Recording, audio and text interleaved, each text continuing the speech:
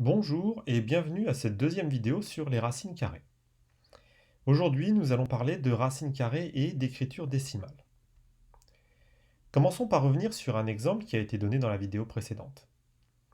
En effet, on a vu que la racine carrée de 36 était égale à 6. Cela, nous avons pu le déduire simplement de la connaissance du fait que 6 au carré est égal à 36. Autrement dit, savoir que 6 au carré est égal à 36 nous permet d'en déduire que la racine carrée de 36 est égale à 6. Bien.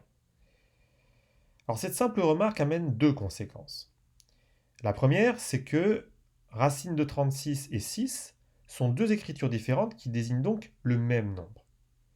La première écriture, on peut l'appeler écriture sous forme de racine ou encore écriture avec radicale, étant donné que le petit symbole en forme de V allongé s'appelle un radical. La seconde écriture, vous la connaissez déjà, il s'agit de l'écriture décimale, celle que nous utilisons la plupart du temps pour écrire les nombres.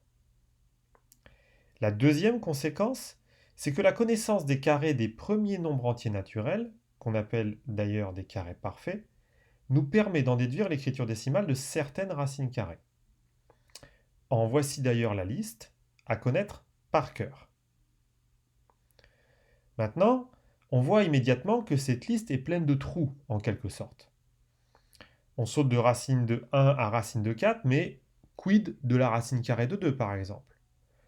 Ou bien de racines carrées d'autres nombres entiers qui ne sont pas des carrés parfaits. On peut naturellement se demander quelle est leur écriture décimale. Alors une première règle importante va nous aider à comprendre ce problème.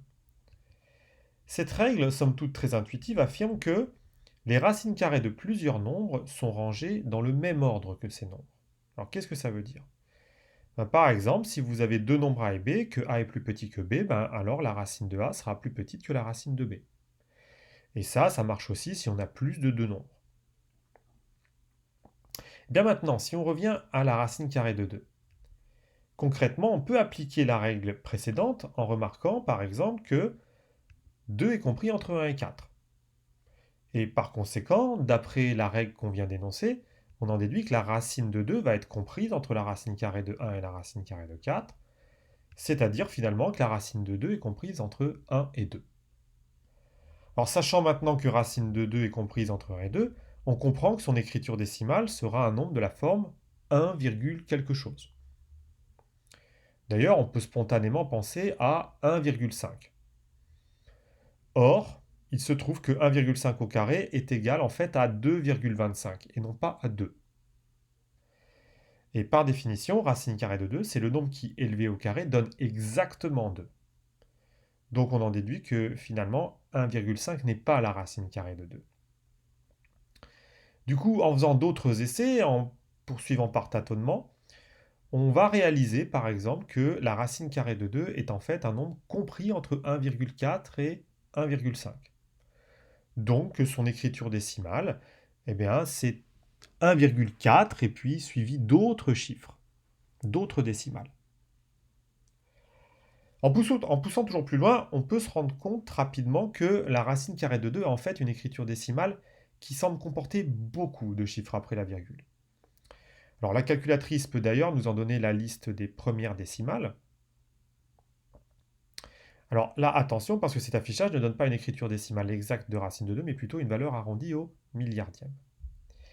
Et en fait, on pourrait démontrer que l'écriture décimale de la racine carrée de 2 comporte une infinité de chiffres après la virgule, sans motif répétitif. Ce qui pose un inconvénient non négligeable lorsqu'on veut utiliser cette écriture. Et en fait, c'est d'ailleurs la même chose pour toutes les racines carrées de nombres entiers qui ne sont pas eux-mêmes des carrés parfaits. Ainsi, pour écrire la racine carrée de 2 et pour la plupart des racines carrées en général, il est souvent plus pratique d'utiliser l'écriture avec radicale plutôt que l'écriture décimale. Bien, récapitulons. Première chose à retenir, toute racine carrée a au moins deux écritures possibles. L'écriture avec radicale et l'écriture décimale. Ensuite, il est souvent préférable d'utiliser l'écriture avec radicale, car l'écriture décimale peut, suivant les cas, comporter une infinité de chiffres après la virgule. Et enfin, on peut utiliser la calculatrice afin de connaître l'écriture décimale d'une racine carrée, ou au moins les premiers chiffres après la virgule de cette écriture décimale. Voilà, ce sera tout pour aujourd'hui. J'espère que cette vidéo vous a plu et vous a semblé claire. Et je terminerai en rappelant que bien, la seule façon d'apprendre les mathématiques, c'est de faire des mathématiques. Au revoir.